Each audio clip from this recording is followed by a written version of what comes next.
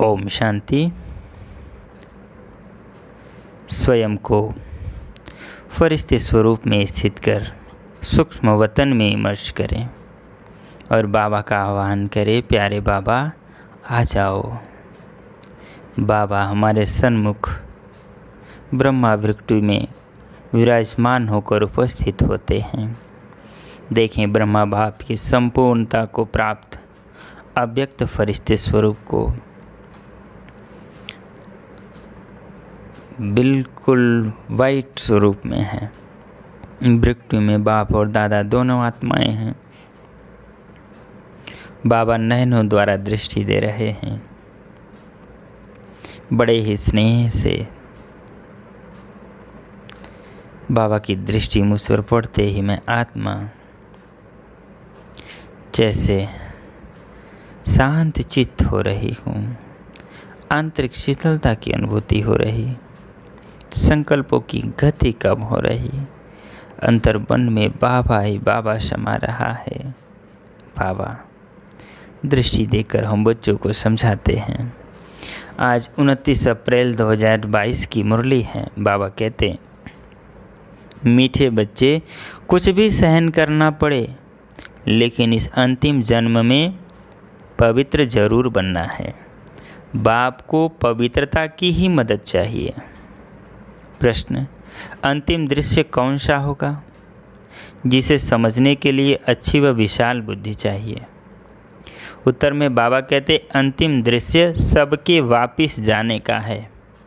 कहा जाता है, राम गयो रावण गयो, विभीषण भी चले गयो, राम रटवैया, ऐसे कुछ करके कहावत है, मतलब सभी चले गए।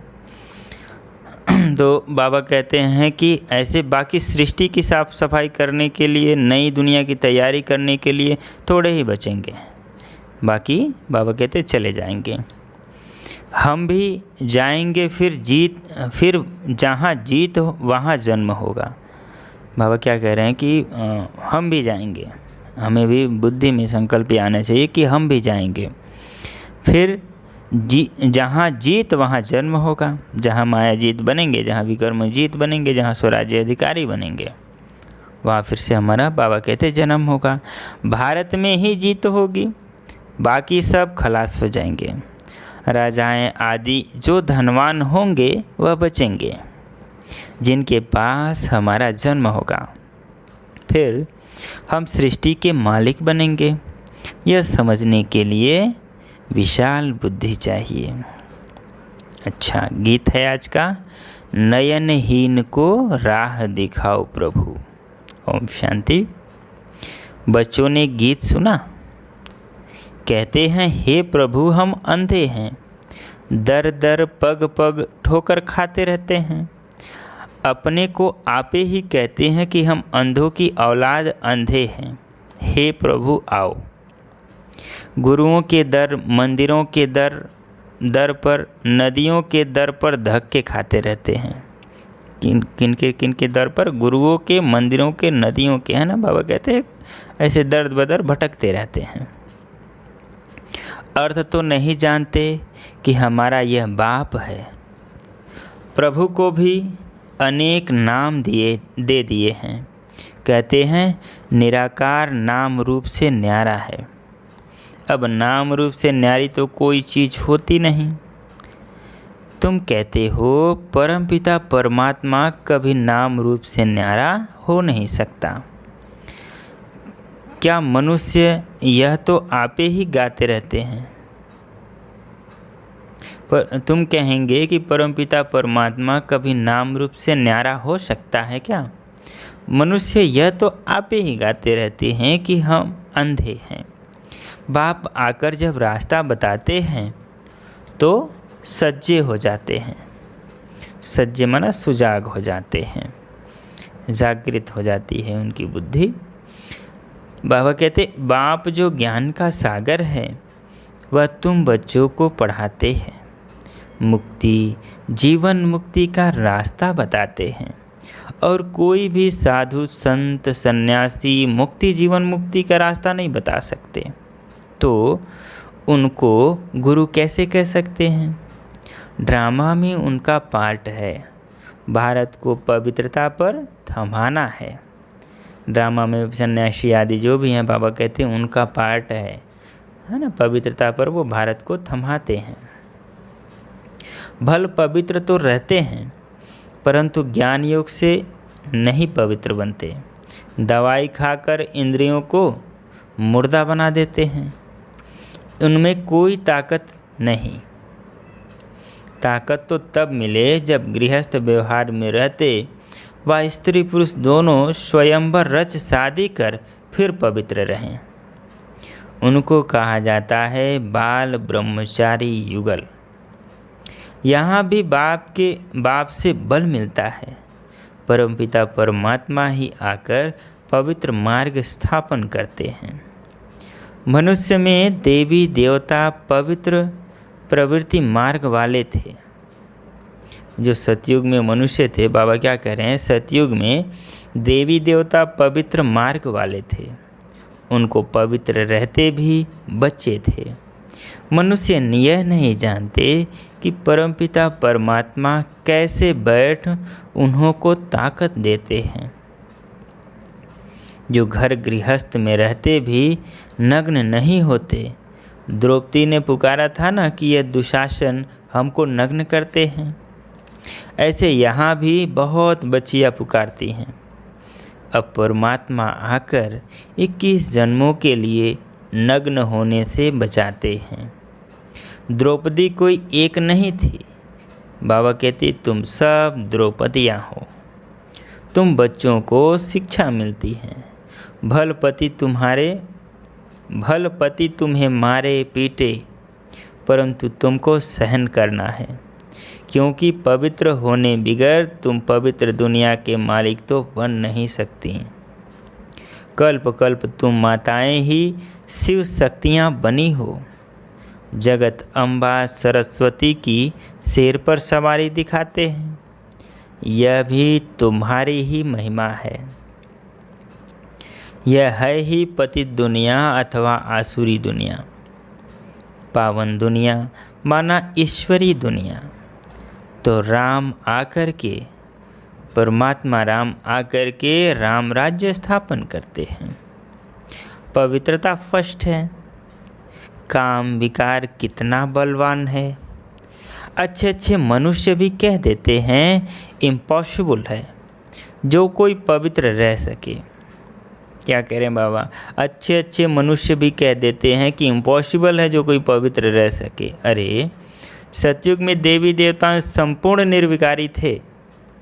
तुम महिमा गाते हो, आप सर्वगुण संपन्न हो, हम नीच हैं पापी हैं, तो उनको बनाने वाला कोई तो होगा ना जो उन्हों को पवित्र बनाया। बाप ने ही संगम युग पर आकर के सतयुग की स्थापना की है। बाप ही आकर आसुरी दुनिया को दैवी दुनिया बनाते हैं। लोग तो पतित का अर्थ भी नहीं समझते हैं।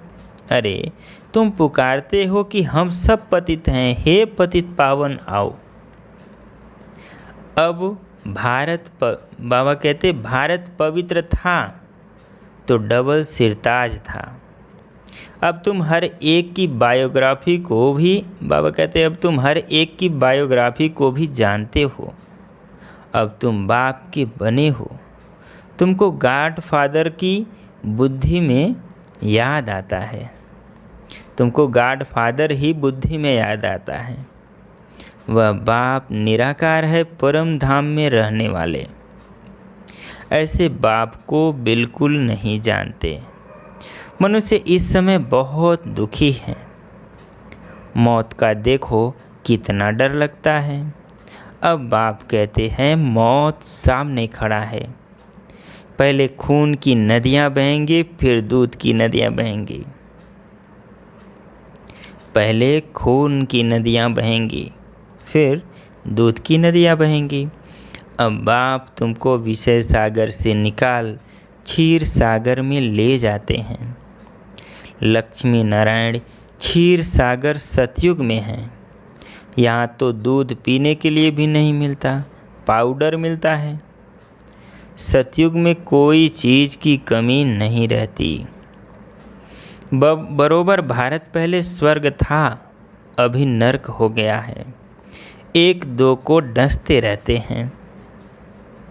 शक्ल भी मनुष्य की है, परंतु चलन बिल्कुल गंदी हो गई है। एक दो में लड़ते झगड़ते रहते हैं। है ही पापात्माओं की दुनिया, तो सदाचारी कहाँ से आए? कोई ने दान पुण्य किया तो सदाचारी हो गए क्या? अभी तो सब रावण की मत पर हैं। देवताएं कितने पवित्र व सुखी थे। राम राज्य और रावण राज्य किसको कहा जाता है, वह भी भारतवासी नहीं जानते। राम राज्य चाहते हैं, परंतु वह कौन स्थापन करते हैं यह नहीं जानते। इस समय मनुष्य को जो पैसा दो तो उससे पाप ही करते हैं, क्योंकि है ही पाप आत्माओं की दुनिया। अब तुमको चलना है बाप की मत पर। तुम समझते हो हम तो बाप से वर्षा लेंगे ही, लेकिन यह अंतिम जन्म पवित्र बनो। 63 जन्म तुम विकार में गए हो, अब एक जन्म पवित्रता की मदद करो तो पवित्र रहना पड़ेगा। बाबा क्या कह रहे हैं?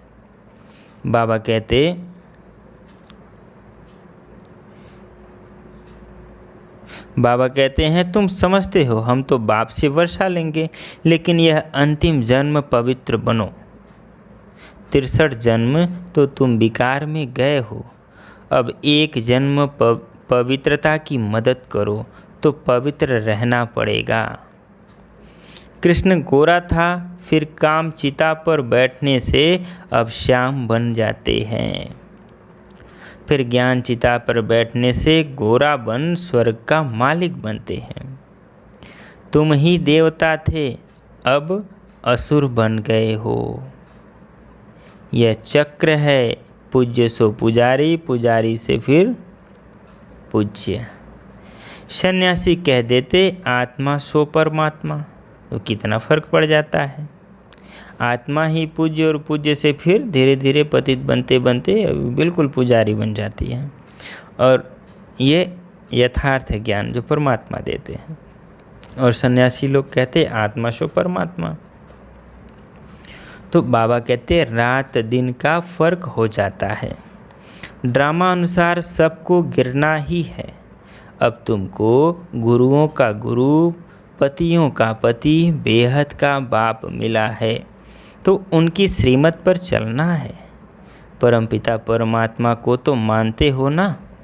शिव जयंती भी मनाते हैं, परंतु समझते नहीं। तो शिव बाबा ने क्या आकर किया, कैसे किया? सोमनाथ का इतना बड़ा मंदिर बनाया है, जरूर भारत में ही आए हैं। कैसे आया, क्या किया, कुछ भी बता नहीं सकते। यह भी परंपरा से चला आता है। गंगा का मेला, कुंभ का मेला कहते हैं, परंपरा से चलता आता है। यह सब उल्टा बताते हैं। क्या सतयुग से ही दुनिया पतित थी? जो कुछ बताते हैं अर्थ कुछ भी नहीं समझते। इसको भक्ति मार्ग कहा जाता है। क्राइस्ट आया, फिर अब आएगा, फिर कब आएगा? बाबा कहते क्राइस्ट आया, फिर कब आएगा कोई को पता ही नहीं है। प्रदर्शनी में तुम हजारों को समझाते हो, फिर भी कोटों में कोई और कोई में भी कोई निकलते हैं। बाबा कहते अभी तुम बेहद के बाप से बेहद का वर्षा पाते हो। तुम जानते हो अभी दुनिया बदल रही है। तुम कहते हो कि हम सन्यासियों को भी पवित्र रहकर दिखाएंगे। आगे चलकर वे लोग भी मानेंगे कि इन्हों को शिक्षा देने वाला स्वयं परमपिता परमात्मा है। तुम ही यह सिद्ध कर बताओ कि बाप सर्वव्यापी नहीं है। बाबा कहते तुम ही यह सिद्ध करके बताओ कि बाप सर्वव्यापी नहीं है। गीता श्री कृष्ण ने नहीं गाई तो उनकी एकदम आबरू चट हो जाएगी। बाबा कहते सिद्ध करके बताओ तो उनकी आबरू आबरू मन इज्जत चट हो जाएगी इतने दिनों से जो ज्ञान सुनाते आए हैं। बाबा कहते यह सब पिछाड़ी में होगा। ये जो सारी बातें हुई गीता के भगवान को सिद्ध करना, परमात्मा सर्वव्यापी नहीं है, बाबा कहते ये सब पिछाड़ी में होगा। तुम बच्चे अभी समझते हो परमपिता परमात्मा हमारा बाप है। पहले सूक्ष्म वतन में ब्रह्मा विष्णु शंकर यह रचना रचते हैं। ब्रह्मा है प्रजापिता, ब्रह्मा ही ब्राह्मण पैदा करते हैं। ब्राह्मण वर्ण है सबसे ऊंचा। शिव बाबा के मुख वंशावली ब्राह्मण। बाबा कहते हैं ब्राह्मण है सबसे ऊंचा, शिव बाबा के मुख वंशावली ब्राह्मण। बाकी जो लौकिक में है बाबा कहते हैं ये तो कुख वंशावली हैं। बाप की श्रीमत पर चलने से तुम पावन बनने वाले हो। देहधारियों को भूल जाना है। मेहनत है ना। अभी नाटक पूरा होता है। जो भी एक्टर्स हैं सब चले जाएंगे, बाकी थोड़े रहेंगे। हाँ, कहावत है राम गयो रावण गयो, बाकी बचेंगे कौन? दोनों तरफ के थोड़े थोड़े ही बचेंगे, बाकी सब वापिस चले जाएंगे। क्या कह रहे हैं बाबा? बाबा कहते जो भी एक्टर्स हैं वह सब चले जाएंगे, बाकी थोड़े रहेंगे। कहावत है ना राम गयो रावण गयो, बाकी बचेंगे कौन? दोनों तरफ के थोड़े थोड़े ही बचेंगे, बाकी सब वापस चले जाएंगे। फिर मकान आदि बनाने वाले, सफाई करने वाले ही बचते हैं। समय चाहिए ना, हम भी चले जाएंगे। तुमको रजाई में जन्म मिलेगा, वो फिर सफाई करते हैं। बाबा ने कहा है जहाँ जीत वहाँ जन्म। भारत में ही जीत होगी, बाकी ये सब खलास हो जाएंगे। राजाएं आदि जो धनवान होंगे वह बचेंगे, जिनके पास तुम जन्म लेंगे। सारी सृष्टि का फिर तुमको मालिक बनना है। ऐसे भी नहीं वहाँ का धन दौलत कोई तुमको यहाँ काम में आएगा। बाबा कहते ऐसे भी नहीं कि वहाँ का धन दौलत यहाँ काम में आएगा, नहीं, ऐसा भी नहीं। यहाँ की मिल्कियत तो वर्थ नाटे पे नहीं है। वहाँ सब कुछ नया बन जाएगा। हीरे जवाहरात की खानियाँ भरपूर हो जाएंगी, नहीं तो महल कहाँ से बनेंगे। कितनी बुद्धि चाहिए समझने की। बाबा कहते कितनी बुद्धि चाहिए समझने की। तुम बच्चे अभी डबल अहिंसक बने हो। तुम जानते हो हम कोई भी हिंसा नहीं कर सकते। यहाँ तो डबल हिंसा है। सतयुग में हिंसा होती नहीं, उनको ही स्वर्ग कहा जाता है। बाप कहते हैं तुम समझते हो ना, यह ज्ञान साहूकारों के लिए मुश्किल है। बाबा है गरीब निवाज, शिव बाबा तो दाता है। यह मकान आदि भी सब तुम्हारे लिए ही हैं। विश्व का मालिक तुमको ही बनाता हूँ, तो फिर मैं नए मकान में क्यों बैठूं? बाबा क्या कह रहे हैं? विश्व का मालिक तो मैं तुमको ही बनाता हूँ, तो फिर मैं नए मकान में क्यों बैठूं? यह बाबा कहें हम तो नहीं बैठेंगे। बाबा कहते हैं मैं नहीं बैठता तो तुम कैसे बैठेंगे? शिव बाबा कहते हैं मैं अभोक्ता असोचता, मैं अभोक्ता असोचता। अभोक्ता असोचता का अर्थ क्या है तुम जानते हो? मैं अभोक्ता हूँ, सुख का भोगन ऐसे शरीर के द्वारा ऐसा कुछ नहीं करता हूँ।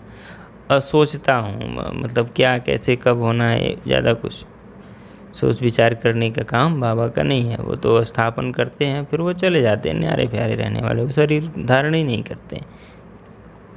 अच्छा, मीठे मीठे सिकिलदे बच्चों प्रति माता पिता बाप दादा का याद प्यार और गुड मॉर्निंग। रूहानी बाप की रूहानी बच्चों को नमस्ते। हम रूहानी बच्चों की रूहानी बाप दादाजी को याद प्यार, गुड मॉर्निंग और नमस्ते। धारणा के लिए मुख्य सार। पहली पॉइंट, अब नाटक पूरा हो रहा है, वापस घर चलना है, इसलिए पावन जरूर बनना है। कोई भी देहधारी को याद नहीं करना है। दूसरा पॉइंट, बाप से बल लेकर इस अंतिम जन्म में स्त्री पुरुष साथ रहते भी पवित्र बनकर दिखाना है। बेहद का बाप मिला है तो उसकी श्रीमत पर जरूर चलना है।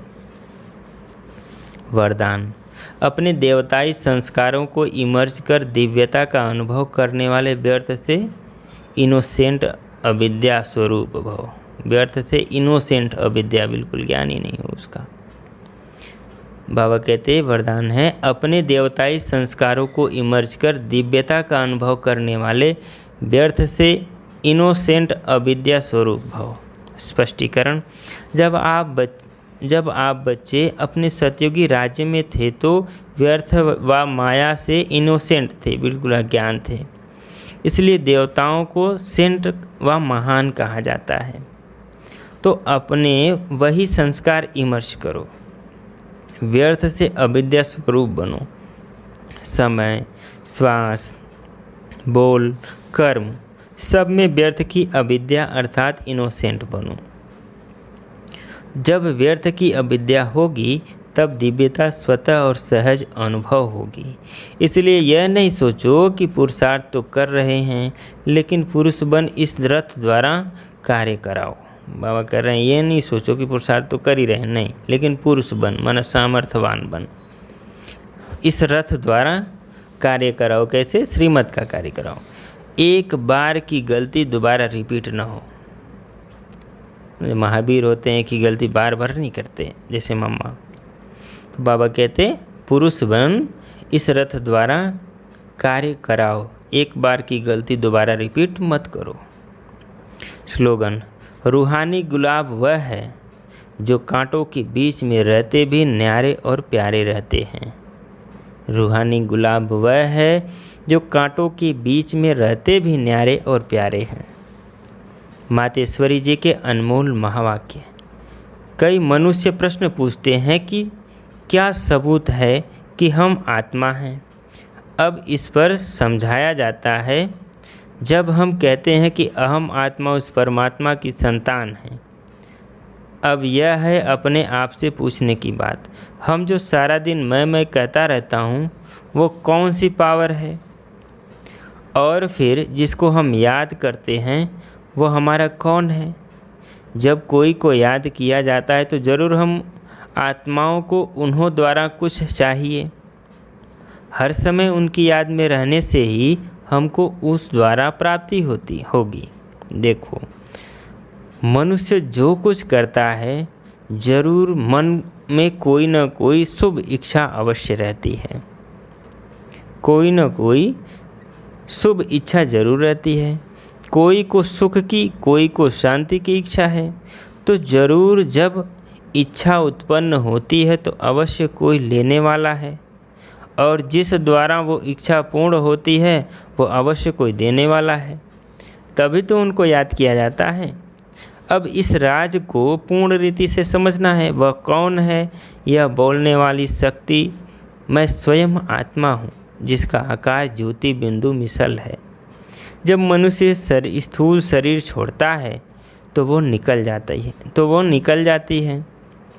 भल इन आँखों से नहीं दिखाई पड़ती। अब इससे सिद्ध है कि मैं उसका स्थूल आकार नहीं हूँ। इससे यह सिद्ध होता है कि उसका जो निकल जाती है उसका कोई स्थूल आकार नहीं है। स्थूल आकार होता तो वो निकलती तो दिखाई देती, परंतु मनुष्य महसूस अवश्य करते हैं कि आत्मा निकल गई है। इसी वजह से ये हिलडुल नहीं रहे, मतलब ये निष्प्राण हो गए। तो हम उसको आत्मा ही कहेंगे जो आत्मा ज्योति स्वरूप है।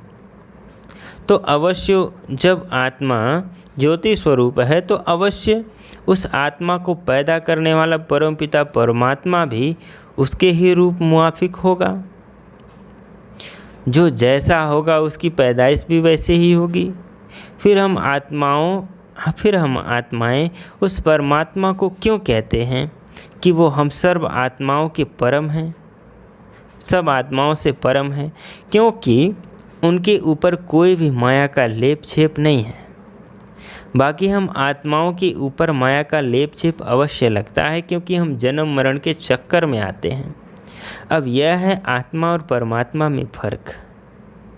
अच्छा, ओम शांति।